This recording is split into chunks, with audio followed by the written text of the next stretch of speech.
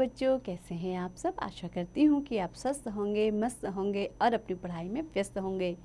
आपकी इसी पढ़ाई को आगे बढ़ाते हुए आज हम पढ़ने जा रहे हैं एक नया पाठ, एक नया अध्याय, जिसका शीर्षक है हृदय परिवर्तन।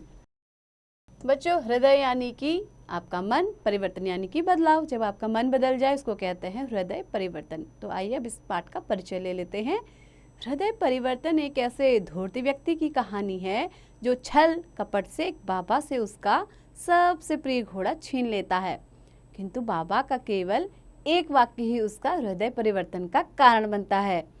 वह धूर्त व्यक्ति है डाकू खड्ग सिंह और बाबा हैं बाबा भारती।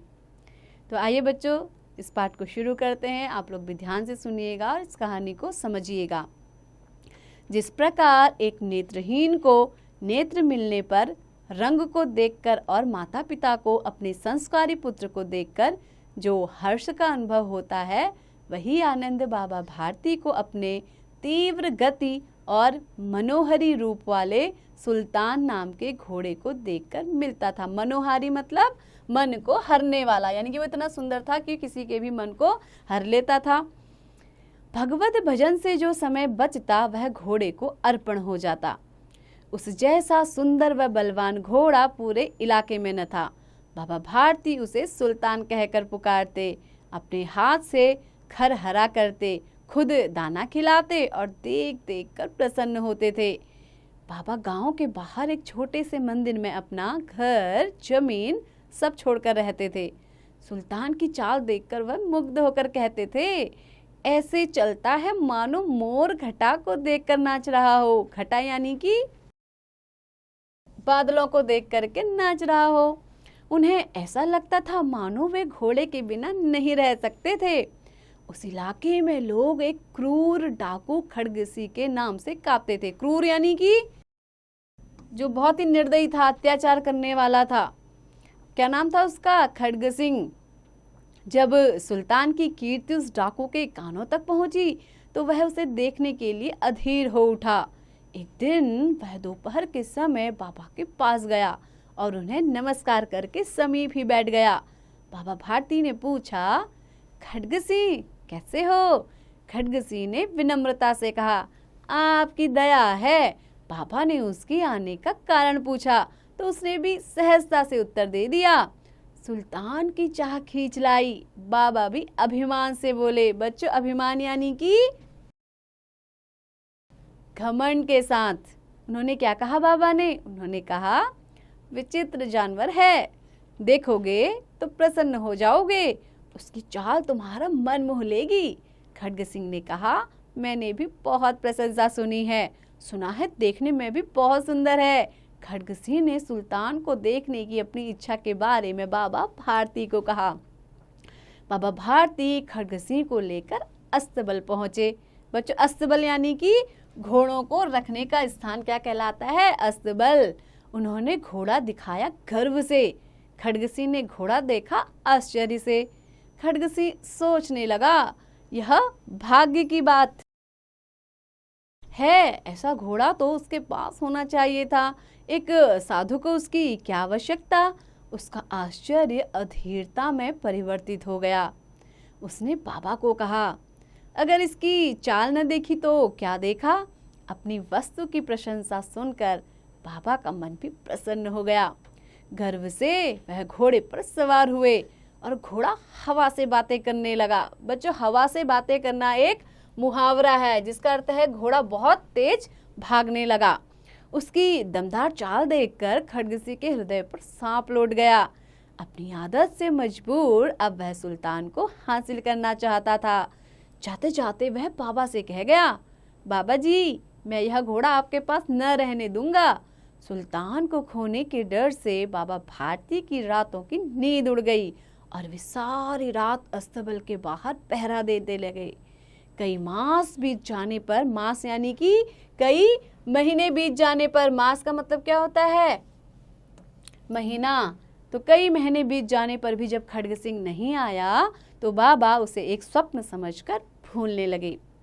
एक दिन संध्या के समय बाबा सुल्तान की पीठ पर सवार होकर प्रसन्न चित्त से घूम रहे थे कि अचानक एक आवाज आई, ओ बाबा, इस फकीर की सुनते जाना। करुणामयी आवाज सुनकर बाबा ने घोड़ा रोक दिया और पलटकर देखा कि एक अपाहिज दर्द से कराह रहा है। अपाहिज ने हाथ जोड़कर विनती की, बाबा जी, मुझ दुखियारे को राम वाला गांव छोड़ दो। वहां दुर्गादत्त नाम का वैद्य रहता है जो मेरा भाई है। बाबा भारती ने घोड़े से उतरकर अपाहिज को घोड़े पर सवार किया और स्वयं उसकी लगाम पकड़कर धीरे धीरे चलने लगे। सहसा एक झटके के साथ ही उनके हाथ से लगाम छूट गई और वे आश्चर्यचकित होकर देखते रह गए। अपाहिज तन कर घोड़े पर सवार है और उसे दौड़ाए जा रहा है। वह भय और निराशा से चिल्लाए, खड्गसिंह! कुछ क्षण ठहर कर पूरी हिम्मत से चिल्लाए, जरा ठहर जाओ।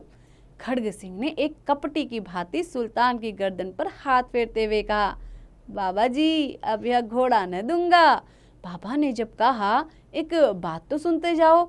उसके ठहरने पर बाबा उसके पास गए और आंखों में आंखें डालते हुए कहा, यह घोड़ा अब तुम्हारा हो चुका है, परंतु मेरी एक प्रार्थना है, उसे अस्वीकार न करना।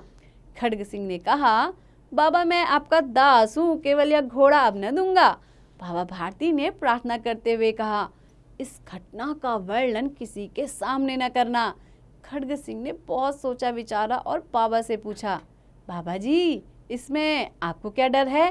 बाबा ने विनम्रता से कहा, लोगों को यदि इस घटना का पता चल जाएगा तो वे किसी दीन दुखी पर विश्वास न करेंगे।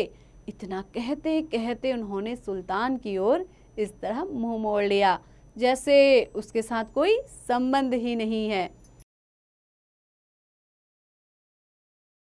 बाबा भारती के जाने के बाद भी उनके शब्द खड्गसिंह के कानों में गूंजते रहे।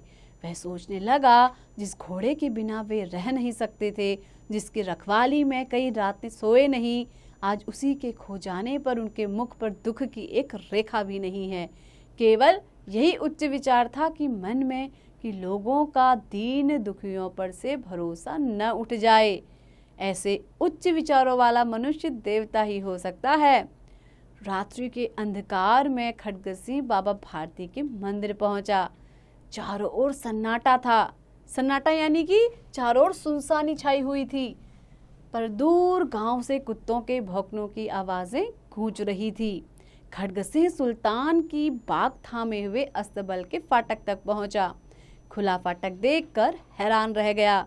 चुपचाप सुल्तान को उसके स्थान पर बांधकर सावधानी से फाटक बंद करके नेकी के आंसू पोंछते हुए बाहर आ गया। बच्चों, नेकी के आंसू यानी कि भलाई के आंसू।